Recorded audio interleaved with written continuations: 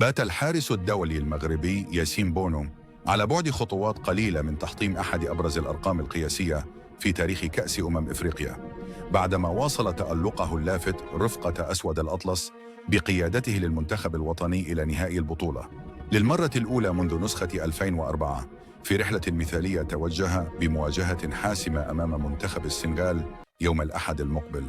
كما نجح بونو خلال النسخة الجارية من البطولة في الحفاظ على نظافة شباكه في 5 مباريات، باستثناء مواجهة مالي التي انتهت بالتعادل 1-1، ليصل مجموع مبارياته البيضاء في المسابقة القارية إلى 11، ويعادل بذلك رقم الحارس الإيفواري بوب كرباري المتوج بلقب نسخة 2015. وسبق لبونو أن كسر الرقم القياسي المغربي في عدد المباريات بشباك نظيفة خلال كأس إفريقيا، بعدما تجاوز مواطنه بادو الزاكي إثر مباراته أمام جزر القمر في افتتاح البطولة، ليواصل سلسلة التألق أمام كل من زامبيا وتنزانيا والكاميرون ثم نيجيريا في نصف النهائي.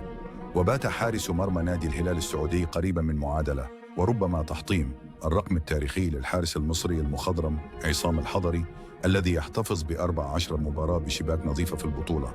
إذ يفصله عن الرقم 3 مباريات فقط، أو 2 إن تم اعتماد الأرقام حسب عدد المشاركات الرسمية.